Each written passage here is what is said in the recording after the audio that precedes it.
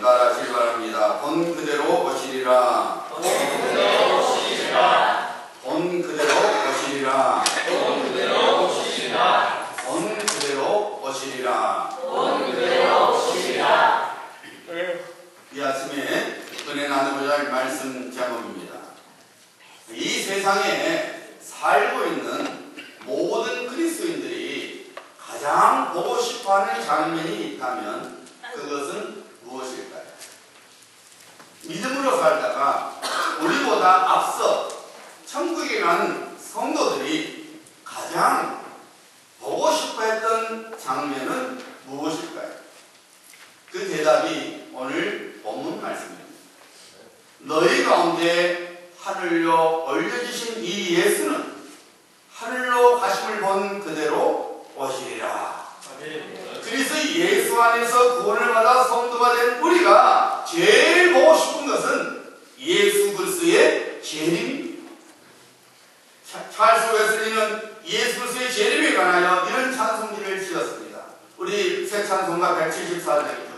대속하신 구주께서 구름 타고 오실 때 천만 성도 함께 모여 주의 길을 따르네. 할렐루야 할렐루야 우리 구주 오시네. 우리 예수님께서 다시 오시는 날은 성도들에게는 승리의 날이요, 위로의 날이요, 그리고 보상의 날입니다. 초대교회 성도들이 황제 숭배에 동참하지 않으니까 그들은 로마 제국으로부터 미운 털이 바뀌고 말았습니다. 동족들과 다른 이방인들로부터 멸시천대를 받아야만 했습니다. 그래서 재산과 직장과 삶의 주거지를 빼앗겨만 했습니다. 때로는 톱에 잘리어 순교를 당하야만 했습니다. 원정 경기장에 던져져서 짐승들에 발기되기도 했습니다. 많은 사람들 앞에서 화형을 당했습니다. 끝으로 무서운 핍박을 받으면서도 그들이 끝까지 믿음의 인내를 지킬 수 있었던 것은 초대교회 성도들 마음속에 큰 소망이 있었기 때문이었습니다. 그 큰 소망은 예수 그리스도의 재림입니다. 초대교회 성도들은 예수 그리스도의 재림의 신앙을 갖고 있었기에 예수 그리스도를 믿는 믿음을 무서운 핍박과 죽음 앞에서도 포기하지 않았던 것입니다. 오늘 아침 살아계신 하나님 아버지께 예배를 드리고 있는 우리 모두 역시 초대교회 성도들처럼 예수 그리스도의 재림 신앙을 갖고 살아가야 합니다. 왜냐하면 천사들이 예수님의 제자들에게 말했던 것처럼 우리 예수님께서 승천하신 그 모습 그대로 다시 이 세상에 오시기 때문입니다. 믿으시면 아멘. 오늘 본문 말씀은 분명히 예수 그리스도의 재림을 선포하고 있습니다. 다시 한번 보시기 바랍니다. 이 말씀을 마치시고 그들이 보는 데 올려져 가시니 구름이 그를 가리워 보이지 않게 하더라. 올라가실 때에 제자들이 자세히 하늘을 쳐다보고 있는데 흰옷 입은 두 사람이 그들 곁에 서서 이르되 갈릴리 사람들아 어찌하여 서서 하늘을 쳐다보느냐. 너희 가운데서 하늘로 올려지시니 예수는 하늘로 가심을 본 그대로 오시리라 하였느니라. 우리 예수님께서 이 세상에 다시 오실 때는 사람의 몸을 입고 오시지 않습니다. 베들레헴에서 태어나시지 않습니다. 여인의 몸을 통해 오시지 않습니다. 미국 땅에는 모르겠지만 우리 대한민국 땅에는 스스로 재림이라고 주장하는 자들이 많이 있습니다. 자기가 다시 오신 예수라는 것입니다. 많은 사람들이 그런 사람의 주장에 미혹되어서 배교의 길을 걸어가고 있습니다. 오늘 아침 예배를 드리고 있는 여러분들은 오늘 본문 말씀을 잘 읽으시고 미혹되지 말아야 합니다. 천사들이 뭐라고 선포하고 있습니까? 너희 가운데 하늘로 올려주신 이 예수는 하늘로 가심을 본 그대로 오시리라. 우리 예수님께서 모든 사람의 죄를 모든 사람들을 죄로부터 구원하시기 위하여 이 땅에 구주로 오셨습니다. 모든 사람들의 허물과 죄를 대신 짊어지시기 위하여 사람으로 오셔야만 했습니다. 사람이 되어야만 했습니다. 그래서 마리아를 통해서 예수님께서 이 땅에 오셨습니다. 하지만 성령으로 잉태하셨기 때문에 우리들처럼 죄가 없으셨습니다. 죄의 대가는 죽음입니다.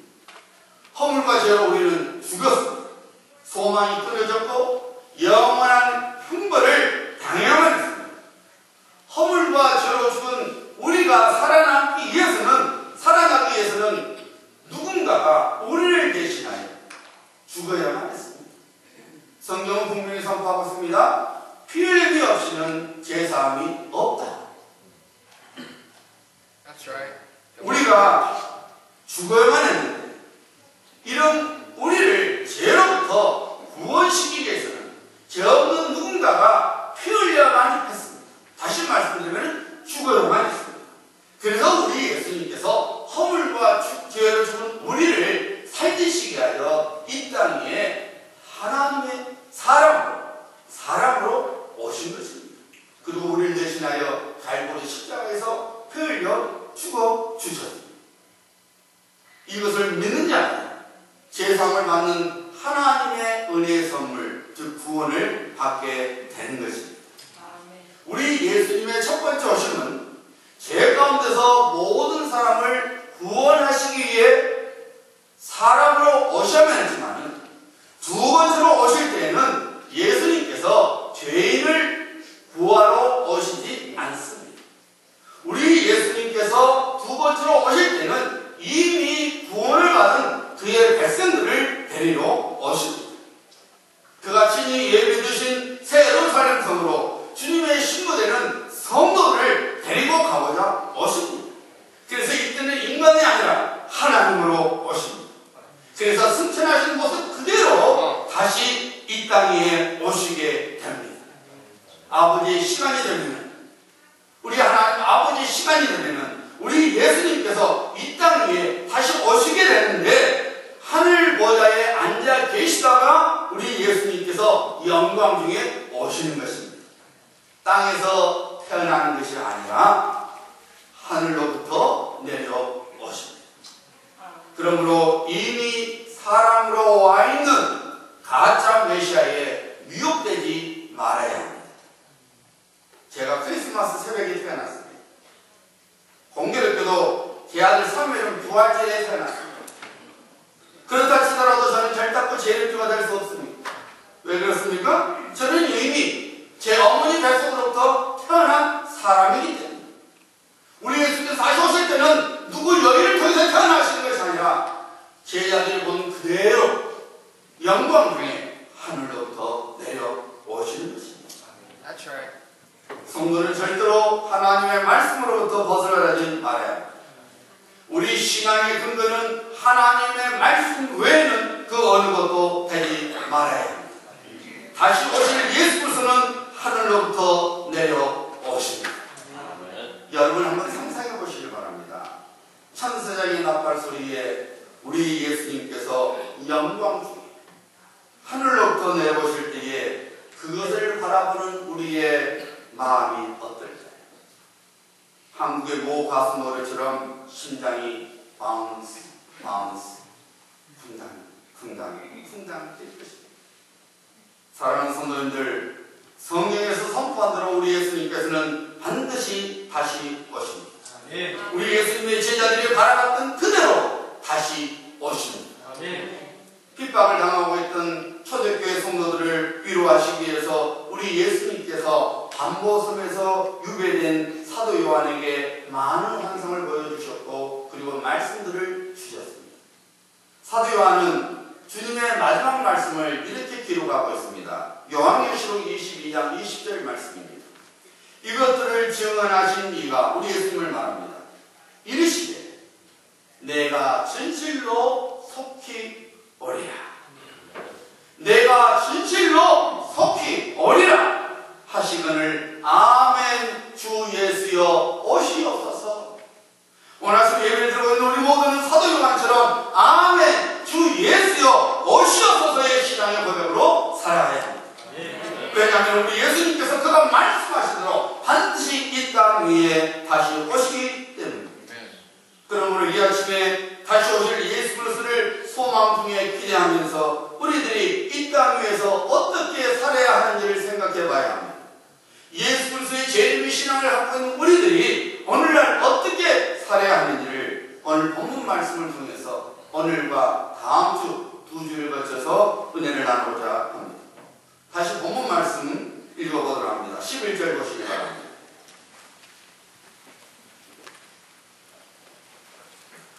이르되 갈릴리 사람들아 어찌하여 서서 하늘을 쳐다보느냐.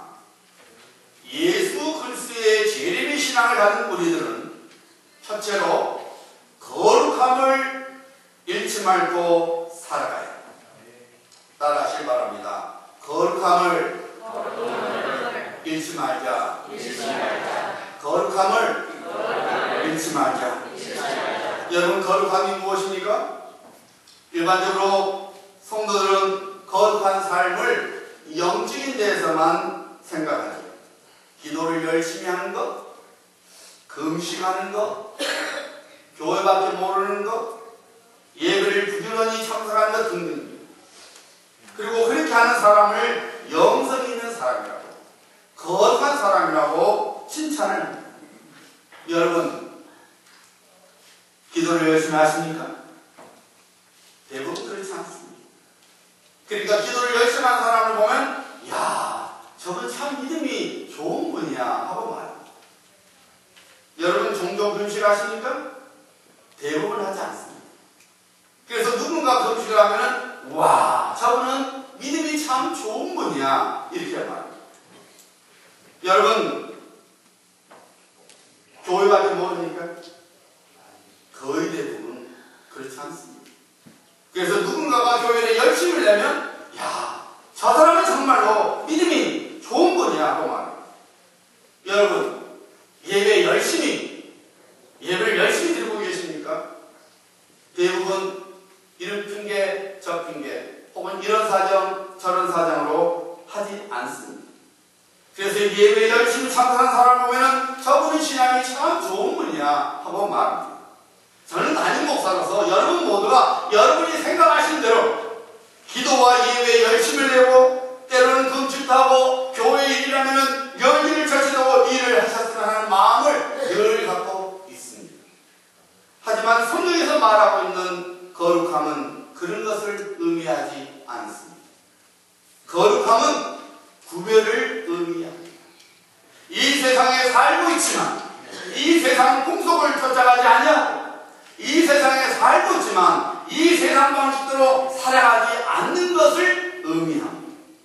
하나님의 말씀을 삶의 표준으로 삼고 살아가니까 이 세상 사람들을 보기에는 예수 믿는 사람들이 이방인처럼 보이게 됩니다. 이 세상 사람들과 뭔가 다릅니다. 그래서 한 울타리 안에 있지만 구별되게 보입니다. 이것이 성경이 말하는 거룩함입니다. 천사들이 예수님의 승천을 바라보고 있는 제자들에게 오늘 본문 말씀에 보면 뭐라고 말했죠? 갈릴리 사람들아, 갈릴리 사람들아. 이 말의 의미는 갈릴리 출신들아 그 말입니다. 단순히 갈릴리에 살고 있는 것이 아니라 출신이 갈릴리라는 것입니다. 예수님의 제자들이 살던 당시에 갈릴리는 가난과 무지와 그리고 보잘것없음의 상징이었습니다. 그래서 갈릴리 사람하면 쟤는 못 배운 사람, 가난한 사람, 별볼일 없는 사람에 이렇게 치었습니다. 여러분, 가룟 유다를 제외한 예수님의 제자들이 예수님의 승천을 바라보고 있었을 때에 그들의 심정이 어땠을까요? 분명히 그 당시에는 넋이 나가서 제정신이 아니었을 것입니다. 나중에서야 벅찬 감동이 올라오면서 흥분의 도가니에 빠졌을 것입니다. 한번 생각해 보세요.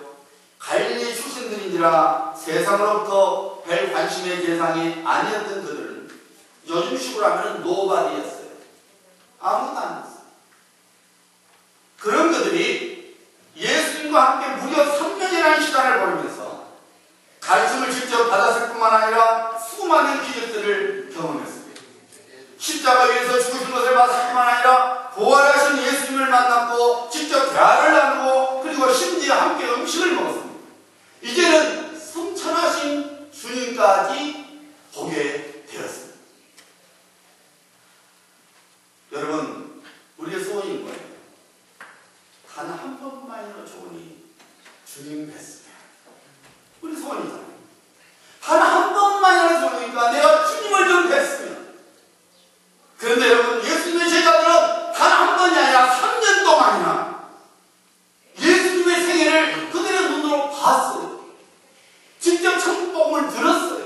기적을 경험했어요. 기적의 현장이 있었어요. 주님의 죽으심과 부활을 봤을 뿐만 아니라 하늘로 올려가시는 승천을 바라봤을 때에 처음에는 정신이 없겠지만 나중에 정신을 차려보니까 자신들이 경험한 경험을 인해서 대단한 자부심과 특별 의식을 가질 수밖에 없었습니다. 여러분, 내가 대단한 사람이야 하는 생각을 갖게 되는 그때부터 그 사람은 예수님 당시의 바리새인과 서기관처럼 영적 교만에 빠져서 종교인이 되고 마는 것을 잊지 말아요. 신앙인이 아니라 종교인이 되는. 그래서 하루에 기도 3번 하는 것, 일주일에 금식을 2번 하는 것, 그리고 11조와 각종 예물을 드린 것 등을 통해서 자신의 의를 자랑하고 자신의 신앙이 몹시 뛰어나고 좋은 사람으로 착각을 해요. 하나님께서 왜 자기 자신을 바리새인으로서 서기관으로서 구별해 주신 그 목적을 잃어버리고 하나님의 나라의 삶을 세우는 것이 아니라 자신의 왕국을 세우는 삶을 살아가 버립니다. 지난번에 말씀드린 대로 예수 그리스도의 보혈을 자신의 유익을 위해 이용해버리는 제약된 삶을 살아가는 것입니다. 천사들은 황홀감에 빠져 있었던 11제자들의 정체성을 분명히 보여주고 있습니다. 너희 갈릴리 출신들아! 예수님께서 갈릴리의 무식한 어부에 지나지 않았던 사람들, 가난하고 무지하고 별 볼일 없던 사람들을 불과했던 제자들을 하나님의 자녀들이 되게 하시고 주님의 제자들이 되게 하시고 그리고 그리스도의 복음의 사도들로 구별해 주셨다는 것입니다. 만약 예수님께서 그들을 구별해 주지 않았다면 예수님의 제자들은 갈릴리촌에서 이름도 없이 살다가 한 줌의 흙으로 돌아가는 인생을 살았을 것입니다. 결국 그들은 예수님께서 그들을 구별해 주셨기 때문에 주님의 생애를 직접 보았고 직접 가르침을 받았고 죽음과 부활 그리고 승천을 체험할 수 있었던 특별한 자리 될 수 있었던 것입니다. 제자들이 그런 특별한 삶의 현장에 있었을 수 있었던 것은 순전히 주님의 은총이었지 제자들의 공로가 아니었다 그 말입니다. 그래서 자칫하면 영적 교만에 빠져서 자기 의와 자기 자랑을 내세우며 예수님의 제자됨의 삶을 잃어버릴까 봐서 천사들이 그들의 정체성을 깨우쳐 주었던 것입니다. 갈릴리 출신들이여, 갈릴리 사람들아, 이 천사의 말은 오늘날 우리에게 들려주시는 성령님의 음성입니다. 오늘 아침 예를 들어보는 우리 모두에게 성령님께서 말씀하십니다. 너희 갈릴리 사람들아, 오늘날에 여러분이 되기까지 여러분의 수고와 노력으로 되었다고 생각하고 있다면 여러분은 예수 그리스도의 피로 구별시켜 주신 하나님의 은혜를 망각하고 있다는 것입니다. 여러분들이 오늘날의 삶에 이르기까지 해주신 하나님의 은혜를 인정하시며 살고 계십니다. 오늘날 나의 나된 것이 하나님의 은혜라는 것을 여러분이 믿고 인정하시며 살고 계십니다. 아니면 그 은혜를 깨닫지 못하고 세상적으로 더 큰 것, 세상적인 성공, 그리고 세상적인 유명세를 갖기 위해서 하나님의 자녀됨의 정체성과 하나님의 일꾼됨의 정체성을 잃어버리고 살고 계시지는 않습니다. 왜 오늘날 수많은 그리스도인들이 하나님의 자녀라는 정체성을 붙들고 살기보다는 성공과 유명 그리고 세상의 화려한 것을 쫓아가고 있다고 생각하십니까? 그것은 이 세상이 그런 것들을 우대해주고 있기 때문입니다. 유명하고 인기 있는 사람들을 이 세상은 존경하고 지켜세웁니다.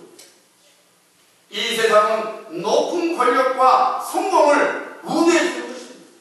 그래서 그리스도인들조차도 그렇게 되고자 애를 쓰며 살아가는 것입니다. 그렇게 살지 못하면 인생 찌질이가 된 것으로 착각을 해버립니다. 제 아들 사무엘이 졸업했는데 한 2년 정도 그 어느 집에 머물렀었는데 이번에 사무엘 데려갔을 때 그 집 딸이 캘리포니아 살다가 잠깐 와 있더라고요. 그 딸하고 잠깐 이야기할 시간이 있었는데 그 딸이 그래요.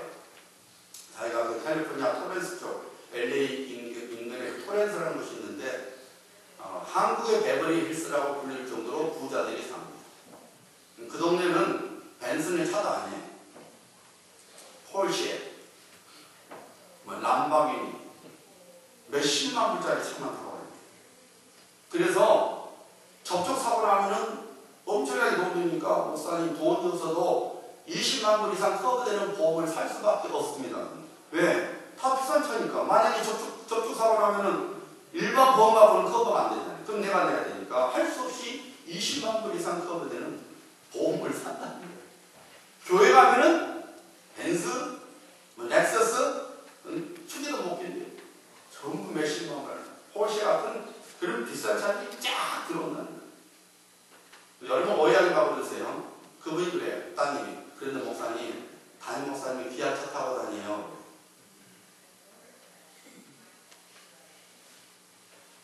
예산 공동회의에 내면은 목사님 살에 깎잡거든요. 자기들은 몇십만 불 되는 포르쉐 같은 차고 다니면서 목사가 그렇다고 똑같이 그걸 사람보면 없습니다. 오해하지 마세요. 엄청난 부를 갖고 있으면서 부를 자랑하면서 하나님 앞에는 뒷거리만하게 흥분한다는 거죠. 그래서 돈이 없다고 목사님 사례 기분이 조금만 받으세요. 교회 오는 것이 예배를 들어오는 것이 아니라 내 람보르기니 타고 왔어. 내 폴쉐 타고 왔어. 왜? 세상 것을 인정해. 이야, 당신 대단하네. 자랑하고 싶어서. 하나님의 자녀라는 것은 언제만 듣는 거예요. 제가 여러분 누이비에 와서 우리 교회를 24년째 섬기고 있습니다. 교회를 섬기다 보면 여러 가지 어려움들이 있고 고민거리들과 염려들이 시시때때로 찾아옵니다. 그런데 그 많은 것들 중에 저를 가장 고민스럽게 만든 것은 왜 내가 바보같이 누이비에 왔지? 라는 생각입니다. 교민들이 많지 않은 이곳에서 목회를 하는 것이 종종 바보스럽다는 생각이 들기 때문입니다. 미국 내 큰 도시에 있는 교회들을 볼 때에 혹은 한국에 있는 교회들에게 말씀을 증거할 때마다 괜히 제 자신이 초라해지는 것을 느낄 때가 있습니다. 몇 년 전에 김난수 목사님이 목회하고 계시는 뉴욕 프라미스 교회와 애틀란타 프라미스 교회의 연초 특별 새벽기도 집회를 연이어서 2주 동안 말씀을 전하게 되었습니다. 뉴욕 프라미스 교회는 저희 교단뿐만 아니라 미국 내에서 대형 교회에 속하죠. 지금은 모르겠지만 몇 년 전까지만 해도 교회 재정이 미국 한인 교회 내에서 1위였습니다. 교회 예산액이 1천만 불이 넘었습니다. 대단한 것이죠. 애틀란타에서 새벽 집회를 인도하고 있을 때에 마침 그 교회 장로님 한 분이 생일이어서 식사 자리에 초대를 받았습니다. 식사 도중에 같이 있던 어느 집사님이 제게 물었어요. 목사님, 누이비에는 교민이 얼마나 있습니까? 그래서 제가 약 1000명 안팎입니다. 라고 대답해 주었습니다. 애틀란타 교민은 약 10만 명쯤 됩니다. 10만 명쯤 되는 것은 1000명은 진짜 우스운 거죠. 생일을 맞은 장로님이 몇 명이요? 하고 물으니까 그 집사님이 1000명쯤 된대요. 하고 말하는데 그 표정과 말투에서 에이구 겨우 1000명 안팎의 지역에서 목회하고 있는 그 목사님에게 뭐 별볼이 있겠습니까? 하는 것이 역력히 보이는 거예요. 얼마나 속이 뒤집어지고 자존심이 상한지. 종종 그런 일을 만나게 되면은 내가 뭐가 부족했어? 이거 누구 비해서 목회하고 있을까라는 생각이 슬며시 들어와서 제 제 마음 한켠을 차지합니다. 그러면 괜히 속상합니다. 그리고 속상해서 끝난 것이 아니라 열등감과 교만이 제 속을 뒤집어 놓습니다. 그런데 여러분, 그때마다 성령님께서는 제게 한 장면을 떠오르게 하십니다. 아파트 리빙룸 한쪽 구석에서 무릎 꿇고 기도하고 있는 제 모습을 보여주십니다.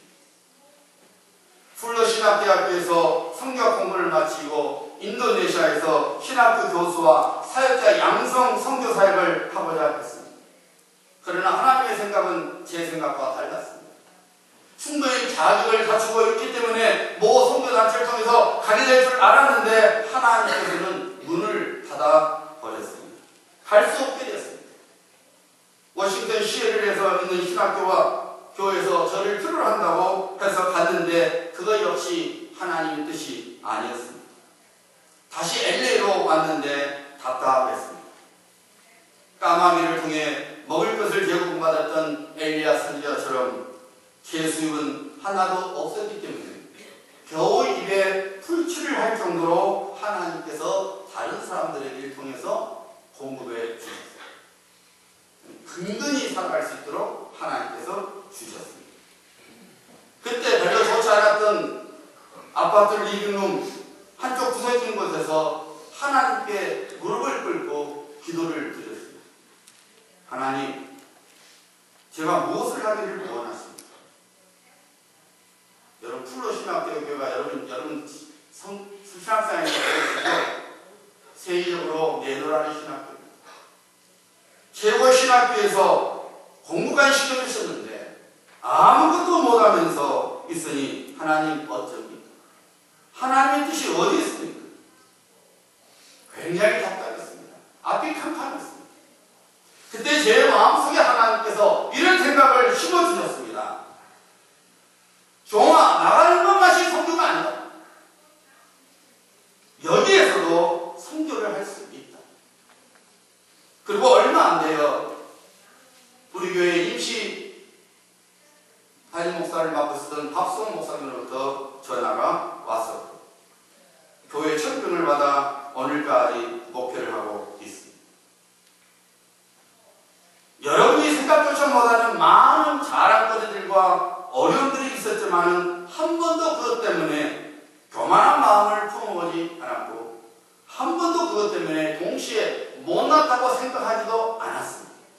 그런데 하나님께서 작은 도시, 작은 교회에 있어도 할 수 있는 것들을 그런대로 다 허용해 주시니까 제가 뭐라고 뉴욕 프라미스 교회에서 새벽 집회 강사로 세워주었겠습니까? 한국에서 말씀을 증거할 때마다 성도들이 은혜를 받고 천사 취급을 해주고 한 교단의 교단장 총회장으로서 교단을 섬기게 하셨고 교단 목사님으로부터 존경을 받고 인정을 받고 등등 하나님께서 은혜 받게 해주시니까 제 마음에 교만과 열등감이 동시에 자리를 잡아 들어 앉아 있었습니다. 그때마다 하나님께서는 누이들의 저를 보내주신 저의 정체성과 하나님의 목적을 잃어버릴까봐 두려움과 캄캄한 속에서 니비는 한쪽 구석에서 기도한 제 모습을 떠오르게 하셔서 교만하지 않도록 하나님께서 역사해 주시는 것입니다.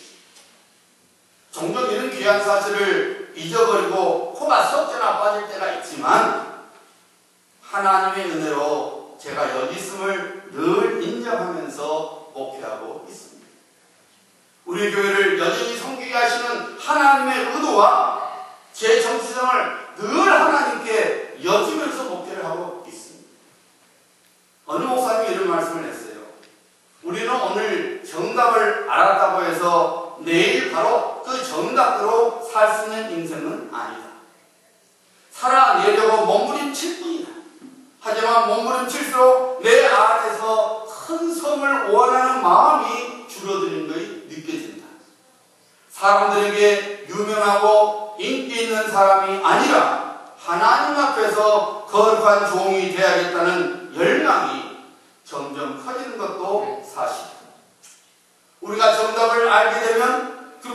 정답을 추구하며 살아가게 되면 언젠가는 우리가 알고 깨달은 정답대로 사는 인생이 될 줄로 믿는다.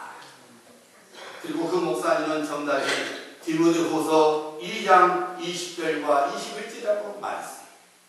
큰 집에는 금그릇과 은그릇뿐 아니라 나무 그릇과 질그릇도 있어 귀하게 쓰는 것도 있고 천하게 쓰는 것도 있나니 그러므로 누구든지 이런 것에서 자기를 깨끗하게 하며 귀히 쓰는 그릇이 되어 거룩하고 주인이 쓰심에 합당하며 모든 선한 일에 준비함이 되리라. 이 세상 사람들뿐 아니라 우리 그리스도인조차도 금그릇, 은그릇의 인생을 쫓아갑니다.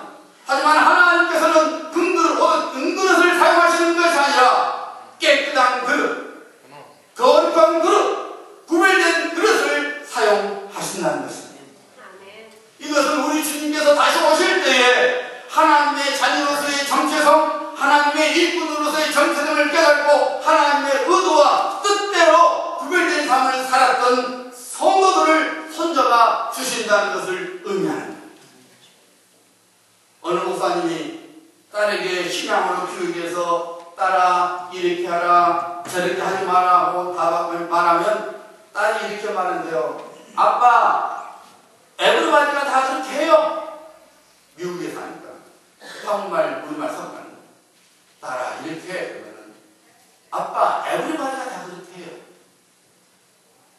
그래서 목사님이 딸에게 이렇게 말했대요. 딸 너는 에브리바디가 아니야. 넌 하나님의 딸이야. 오늘 교인들이 말합니다. 목사님 에브리바디가 다 그렇게 해요. 다 그렇게 살아요.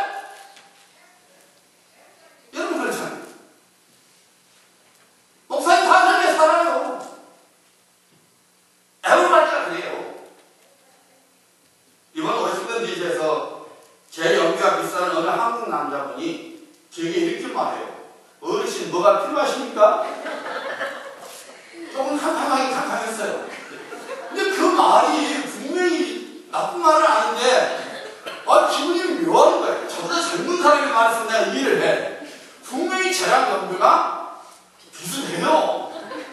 근데 저한테 어르신 뭐가 필요하십니까? 내가 아니 자기랑 나랑 비슷하구만. 뭐야 이거 내가 그렇게 나이 들어보냐? 요즘 나이가 들어가서 그런지 남이 듣기 싫어하는 말을 안 하고 싶어요. 그래서 여러분들이 목사님 다 그렇게 살아요 하고 믿음 없고 약한 말을 해도 그래요 하고 웃고만 맙니다. 옛날 같으면 지지고 볶을 텐데 그냥 저도 그냥 듣기 싫은 말 해서 뭐 하겠나 싶어서 그냥 입을 담아버리고 그래요 해버립니다. 하지만 여러분 잊지 마요. 우리는 에브리바디가 아니라 하나님의 자녀라는 사실을. That's right. Come on, preach. That's right. Preach. Come on. 사랑하는 성도님들, 여러분들은 예수 그리스도의 이름을 정말로 믿으십니까? 그렇다면 그 믿음에 맞는 삶을 살아야 하지 않겠습니까? 우리는 거룩함을 잊지 말아야 합니다. 하나님의 은혜로 우리가 구별되었음을 망각하지 말아야 합니다. 기도하고 금식하고 그리고 예배를 열심히 드리는 것만이 거룩함이 아닙니다. 하나님의 은혜로 오늘날 우리가 있음을 깨닫고 살아가야 합니다. 우리 모두 한때 갈릴리 사람들이었습니다. 하나님의 은혜 받고 있었고 영원의 힘을 받아야만 했던 우리의 정체성이었습니다. 건강의 어려움 때문에 물질의 어려움 때문에 하나님 앞에서 눈물로 도움을 요청했던 갈릴리 사람이었습니다. 무엇을 해야 할지 몰라서 무서움과 두려움과 염려 속에 있었을 때에 하나님을 그저 바라봐야만 했었던 갈릴리 출신들이었습니다. 그런 우리들을 하나님께서 은혜 가운데서 부르시고 구별시켜 주셔서 좋은 사람 만나게 해주셨고 직장과 생업들을 주셨고 이제는 누리지 못한 것을 누리게 해주셨고 물질적으로도 하나님께서 공급해 주셨습니다. 그런데 왜 우리는 그 모든 것을 우리 공로로 벌리고 또 마치 그 모든 받지 않는 것처럼 또 마치 벌려부터 그 모든 것이 우리 소유인 것처럼 자랑하면서 하나님보다 그것들을 더 의지하고 붙들면서 살아가고 있습니다.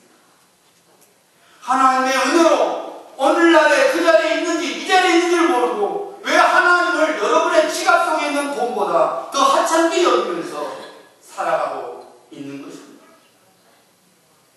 왜 하나님 은혜 가운데서 여러분들이 건강을 갖고 있는 줄 모르고 오늘날의 건강한 모습으로 사는 것이 그렇게 살아가게 해주신 하나님의 은혜인데 왜 여러분이 마치 여러분의 건강을 지켜온 것처럼 하나님보다 여러분의 몸을 더 귀하게 여기며 살아가시고 계십니까?